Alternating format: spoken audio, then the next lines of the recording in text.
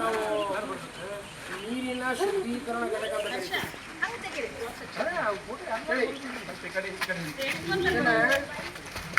ಕೇಳ್ತೀರಾ? 5 ನಿಮಿಷ. ನೀರಿನ ಶುದ್ಧೀಕರಣ ಘಟಕ ಅಂತ ಕರೀತಾರೆ. ಗೊತ್ತಾಗತ್ತಾ? ಕಚ್ಚಾ ನೀರು, ರಾ ವಾಟರ್ ಇರ್ತದೆ. ಆ ನೀರನ್ನ ಏನು ಮಾಡೋದು, ಕುಡಿಲಿಕ್ಕೆ ಯೋಗ್ಯ ನೀರನ್ನಾಗಿ ಪರಿವರ್ತನೆ ಮಾಡೋದು. ಇಲ್ಲಿ ನಮಗೆ ಬರೋದು ಬೆಂಚಿಕೆರೆ, ಗೊತ್ತಲ್ಲ? ಬೆಂಚಿಕೆರೆ ಇಡೀ ಕಲಘಟಗಿಗೆ ಎಲ್ಲ, ಕಲಘಟಗಿ ಪಟ್ಟಣ ಮತ್ತು ತುಗುರಿಕೊಪ್ಪಕ್ಕೆ ಕುಡಿಯುವ ನೀರನ್ನು ಸರಬರಾಜು ಮಾಡುವಂಥ ಒಂದು ದೊಡ್ಡದಾದ ಕೆರೆ. ನಮ್ಮ ಕಲಘಟಗಿ ತಾಲೂಕಿನೊಳಗೆ ಅತ್ಯಂತ ದೊಡ್ಡದಾದಂಥ ಒಂದು ಕೆರೆ ಆಗಿದೆ. ಹಾಗಾದರೆ ಈ ಕೆರೆಗೆ ಅದರ ಮೊದಲು ಕೆರೆಗೆ ಒಡ್ಡು ಹಾಕಿದವರು ನಮ್ಮ ಸಂಸ್ಥಾಪಕರು, ಶಾಲಾ ಸಂಸ್ಥಾಪಕರು, father Jacob, father PJ Jacob ಅಂತ ಹೇಳ್ಕೊಂಡು ಅವ್ರು XML ಆಗಿದ್ದರು. ನಮ್ಮ ಶಾಲೆಯನ್ನು ಅವರು ಸ್ಥಾಪನೆ ಮಾಡಿದರು, ಕಟ್ಟಿದ್ರು. ಅದೇ ಇವತ್ತು ನಾವು ಅವ್ರನ್ನ ನೆನೆಸ್ಬೇಕು. ಅದಕ್ಕೆ ನಾವು ಕುಡಿಯುವ ನೀರು ಕೂಡ, ಒಂದು ಹನಿ ನೀರು ಕೂಡ ಇವತ್ತು ಅವ್ರ ಶ್ರಮದಿಂದ ನಮ್ಮ ಕುಡಿ ನೀರು ಬರ್ತಾ ಇದೆ.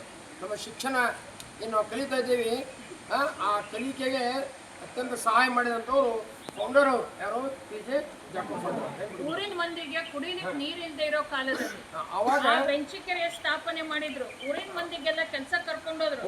ಕೂಲಿಗಾಗಿ ಕಾಳು ಅಂತ ಆಹಾರ ಕೊಟ್ರು ಅವರಿಗೆ.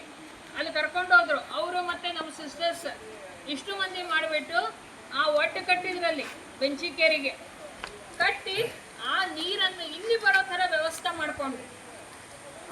ಮುಂದೆ ಸರ್ ಹೇಳ್ತಾರೆ. ಆಮೇಲೆ ಆ ನೀರು ಕಚ್ಚಾನೇ ಇರೋದು ಅದಾಗತ್ತ. ಅಲ್ಲಿಂದ ಏನಾಗುತ್ತೆ, ನೀರನ್ನು ಏನು ಮಾಡ್ತಾರೆ, ಲಿಫ್ಟ್ ಮಾಡ್ತಾರೆ. ಅದು ಅಲ್ಲಿ ಏನಾದ್ರು ಮೋಟ್ರ್ಗಳದಾವ, ಲಿಫ್ಟ್ ಮಾಡಿ ಆ ನೀರನ್ನು ಏನು ಮಾಡ್ತಾರೆ, ನೇರವಾಗಿ ಇಲ್ಲಿ ನೀರು ಕಾರಂಜಿಂಗ್ ಬೀಳಲಿಕ್ಕತ್ತದಲ್ಲ, ಇಲ್ಲಿ ಬರ್ತದೆ.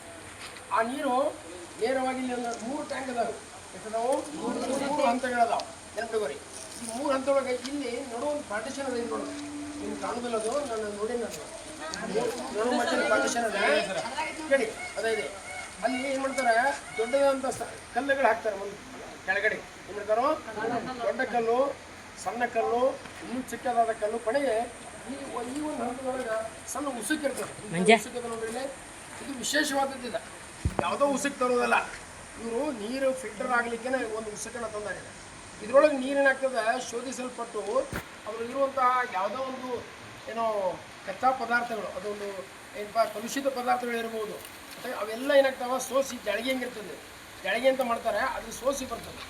ಸೋಸಿ ಆ ಹಂತಕ್ಕೆ ಬರ್ತದೆ. ಆ ಹಂತಕ್ಕೆ ಬಂದು ಏನಪ್ಪ ಅಂದರೆ, ಅಲ್ಲಿ ಮುಂದೆ ಸಣ್ಣ ಒಂದು ಕಾವಲಿ ಮಾಡಿರಲ್ಲ, ಆ ಕಾಲುವೆ ಮೂಲಕ ಒಳಗಡೆ ಹೋಗ್ತದೆ. ಅಲ್ಲಿ ಒಳಗಡೆ ಹೋದ್ಮೇಲೆ ಹೊಳೆ ಕೆಳಗಡೆಗೆ ಏನು ಮಾಡ್ತಾರೆ, ಬ್ಲೀಚಿಂಗ್ ಪೌಡರ್ 10th ಕಲಿತೀರಿ. ನೀರಿನ ಶುದ್ಧೀಕರಣಕ್ಕೆ ಬ್ಲೀಚಿಂಗ್ ಪೌಡರ್ ಬಳಸ್ತೀವಿ. ಬ್ಲೀಚಿಂಗ್ ಪೌಡರ್ ಇದೆ, ಚಲವೇ ಪುಡಿ ಅಂತಾರೆ. ಇದನ್ನು ಹಾಕೋದ್ರಿಂದ ನೀರೊಳಗಿರುವಂಥ ರೋಗಾಣುಗಳು, ಅನೇಕ ರೋಗಾಣುಗಳಿರ್ತವೆ, ಬ್ಯಾಕ್ಟೀರಿಯಾಗಳಿರ್ತವೆ. ಆಮೇಲೆ ಆ ಎಲ್ಲ ಬ್ಯಾಕ್ಟೀರಿಯಾಗಳದು ಸಾಧ್ಯ 100ಕ್ಕೆ 99.99% ಏನಾಗ್ತಾವೆ, ಎಲ್ಲ ನಾಶ ಆಗೋಗುತ್ತೆ ಬ್ಲೀಚಿಂಗ್ ಪೌಡರ್ದಿಂದ. ಅದು ಕುಡಿಲಿಕ್ಕೆ ಯೋಗ್ಯವಾದ ನೀರಾಗ್ತದೆ. ತಳ ಏನಾದರೂ ಕಲುಷಿತವಾದಂಥ ಭಾರವಾದಂಥ ಮಣ್ಣಿನ ಕಣಗಳು, ಉಸುಕಲಗಳು ಏನಿದ್ರೆ ಕೆಳಗಡೆ ಏನು ಮಾಡ್ತದೆ, ತಂಗುತ್ತದೆ. ಆಮೇಲೆ ತಿಳಿಯಾದಂಥ ನೀರೇನಾಗುತ್ತೆ, ಅಲ್ಲಿ ಕೆಳಗಡೆ ಅಂಡರ್ಗ್ರೌಂಡ್ ಟ್ಯಾಂಕ್ ಅದು ನೋಡಿರಿ, ಆ ಟ್ಯಾಂಕಿಗೆ ಸಂಗ್ರಹ ಆಗ್ತದೆ.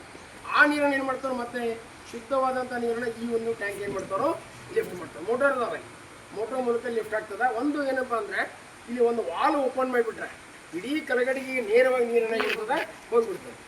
ಅದಕ್ಕೆ ಇದನ್ನು ಅತಿ ಎತ್ತರವಾದಂಥ ಸ್ಥಳದಲ್ಲಿ ಕಲಗಡಿ ಈ ಟ್ಯಾಂಕ್ ಸಾಲೋದಿಲ್ಲ ಅಂತ ಮತ್ತೊಂದು ಹೊಸ ಟ್ಯಾಂಕ್ ಅಲ್ಲಿ ಕಟ್ಟಿಸ್ತಿದ್ದಾರೆ. ಎರಡು ಉಪಯೋಗ ಆಗಿ ಹೆಚ್ಚು ಜನರಿಗೆ ನೀರು ಹೋಗ್ಲಿ. ಜನಸಂಖ್ಯೆ ಹೆಚ್ಚಾದಾಗ ಏನಾಗ್ತದೆ, ನೀರಿನ ಬಳಕೆ ಹೆಚ್ಚಾಗ್ತದೆ. 5 ಲಕ್ಷ ಲೀಟರ್ ಅಂತ ನೋಡಿ, 5 ಲಕ್ಷ ಲೀಟರ್ ನೀರನ್ನು ಹಿಡಿಯುವಂಥದ್ದು ಒಂದು ಹೊಸ ಟ್ಯಾಂಕನ್ನು ಏನು ಮಾಡ್ತಾ ಇದೆ ಈಗ ನಿರ್ಮಿಸ್ತದೆ. ನೀವೆಲ್ಲ ನಿಜವಾಗೂ ತುಮರಿಕೊಪ್ಪ ಮತ್ತು ಕಲಘಟಗಿಯವರು ಶುದ್ಧ ಕುಡಿಯುವ ನೀರನ್ನು ಏನು ಮಾಡ್ತಾ ಇದ್ದೀರಿ, ಬಳಸುತ್ತಿದ್ದೀರಿ ಅನ್ನೋದನ್ನು ನೆನಪು. ಈಗ ಇಲ್ಲದೆ ಹೋಗಿದ್ರೆ ನಾವು ನೀರನ್ನು ಎಲ್ಲಿ ತರಬೇಕಾಗ್ತಿತ್ತು, ಬೋರ್ವೆಲ್ ನೀರು ಕುಡಿಬೇಕಾಗ್ತಿತ್ತು. ಅಂಡರ್ಗ್ರೌಂಡ್ ಭೂಮಿಯೊಳಗೆ ಏನಾಗ್ತದೆ, ಅಂತರ್ಜಲ ಕಡಿಮೆ ಆಗುತ್ತೆ, ಅಲ್ಲಿ ನೀರು ಸಿಗ್ತಾ ಇಲ್ಲ.